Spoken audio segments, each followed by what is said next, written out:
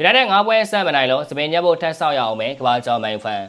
မက်ချာလက်တာပရိသတ်တယောက်ဖြစ်တဲ့ Frank A Light ဟာ The United Stand ဆိုတဲ့နာမည်နဲ့လူမှုကွန်ရက်တွေမှာနာမည်ကြီးနေသူတယောက်ဖြစ်ပါတယ်။တော်မြန်မာပြည်ကနာမည်ကျော်မန်ဖန်မင်းထုံးလို့ပါပဲ။ပရိသတ်တွေနဲ့အတူမန်ပွဲအတူကြည့်တဲ့ Watch အလောက်တွေကိုပြုလုပ်ပြီးနာမည်ကြီးသူပါ။ရင်းညကတော့သူ့ရဲ့ Watch လောက်ဟာဝင်ရောက်ကြည့်ရှုသူတန်းပေါင်းများစွာနဲ့စီကားခဲ့ပါတယ်။အကြောင်းကတော့ United ဝေဆန်ကိုနိုင်5ပွဲဆက်နိုင်မှာဖြစ်ပြီး Frank ကလည်းသူချဲလဲလောက်ထားတဲ့မန်5ပွဲဆက်နိုင်မှာစပင်ညက်မယ်ဆိုတဲ့ဝေကျွေးကနေလွတ်မြောက်မှာမို့ဖြစ်ပါတယ်။တဲလက်တက်ကနေစပြီးတော့အမေရိလက်တက်ထိ5ပွဲဆက်မနိုင်ခဲ့တဲ့ United ဟာကာရီလက်တက်မှာတော့5ပွဲဆက်နိုင်ဖို့ရလက်တကန်အလုပ်ကိုရောက်လာခဲ့ပြီဖြစ်ပါတယ်။ Frank ဟာဝေဆန်ကိုသာ United နိုင်လိုက်ရင်သူစပင်တွေကိုညှက်ပြီးကင်ဆာယောဂတဲ့လေးတွေစီလူဒန်းသွားဖို့ထိတောင်စီစဉ်ထားတာဖြစ်ပါတယ်။ဒါပေမဲ့လက်တွေ့ပွဲမှာတော့အခြေအနေတွေကအတူမျောလင်းထားသလိုဖြစ်မလာခဲ့ပါဘူး။ London Stadium မှာကစားခဲ့တဲ့ဒီပွဲမှာ United ဟာ Prime မှာဂိုးမရှိသေးကြနေခဲ့ပါတယ်။ဒုတိယပိုင်းမိနစ်50မှာတော့ဝေဆန်ကစားမအောင်တောမတ်ဆိုချက်ကဥဆောင်ကိုသွင်းယူခဲ့တာကြောင့် United တို့ရှုံးတော့မလို့တောင်ဖြစ်သွားခဲ့တာပါ။ဒီချိန်မှာ Frank A Light တယောက်သူ့ရဲ့ wish အလောက်မှာခေါင်းကိုလက်နဲ့အုပ်ပြီးစိတ်ပြတ်သွားတာကိုတွေ့ခဲ့ရပါတယ်။ဝေဆန်မပေးစရာအဆင့်18မှာရှိနေတဲ့အသင်းဖြစ်တာကြောင့် United အတွက်အနိုင်ရဖို့လွယ်ကူလိမ့်မယ်လို့အားလုံးကထင်ကြေးပေးခဲ့ကြပါတယ်။ပွဲကစားချိန်63မိနစ်မှာ Casemiro ကောင်းတိုက်ပြီးခြေပါကိုသွင်းယူခဲ့ပေမဲ့ VAR ခြေပေးနောက်မှာလူကျွနေတယ်ဆိုပြီးဂိုးဖြင့်အသိမှတ်ပြုခဲ့ပါဘူး။ဒီချိန်မှာ Frank A Light တယောက်အပျော်လုံးပြီးခုံပေါက်ခဲ့ပေမဲ့ဂိုးပြန်ပေးခံရတဲ့အတွက်ပိုပြီးတော့စိတ်ပြတ်သွားခဲ့ရပါတယ်။ပွဲပြီးကန်ဒီမိနစ်60ကျော်ရောက်မှသာ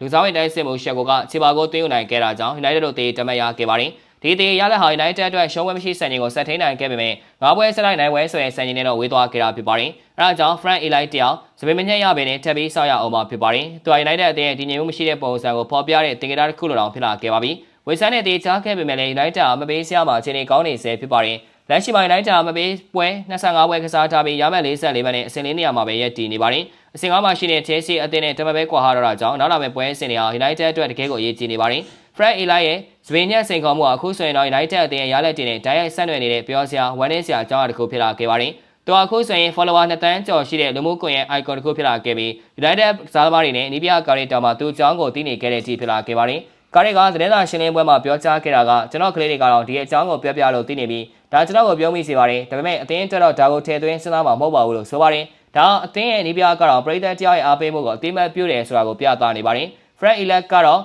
ဝေဆန်တဲ့ပွဲမှာတေးကြားခဲ့လို့စိတ်ပြတ်ခဲ့ရပေမဲ့အသင်းပေါ်ထားရှိတဲ့သူ့ရဲ့တစ္ဆာရှိမှုတော့ဆက်ပြီးပြသနေပါတယ်။သူကနောက်ထပ်5ပွဲဆက်နိုင်ပွဲရအောင်စောင့်ကြည့်အောင်မှာဖြစ်ပြီးစပင်ညက်တဲ့အခါမှာလည်း Ground Stock ကေပုံစံမျိုးညှက်ဖို့စဉ်းစားထားတယ်လို့ဆိုပါတယ်။ United အသင်းကလည်းရှေ့မှာတိတိတသာတိုးတက်လာနေတဲ့အသင်းဖြစ်ပါတယ်။ကာရီယလက်ထက်မှာအသင်းရဲ့စိတ်ဓာတ်နဲ့ကစားပုံကအရင်ကထက်အများကြီးပိုကောင်းလာတာကိုအားလုံးကလက်ခံထားကြပါတယ်။ဝေဆန်တဲ့ပွဲမှာတေးကြားခဲ့တာက Frank A Light အတွက်စပင်ညက်ဖို့အခွင့်နှောင့်နှေးသွားစေခဲ့တယ်ဆိုပေမဲ့အသင်းရဲ့ရှုံးပွဲမရှိစံချိန်ကိုထိန်းသိမ်းထားနိုင်ခဲ့တာကတော့အပေါင်းလက္ခဏာတစ်ခုဖြစ်ပါတယ်။ Frank A Light တယောက်စပင်ညက်နိုင်ဖို့ United အသင်းကဘယ်တော့မှ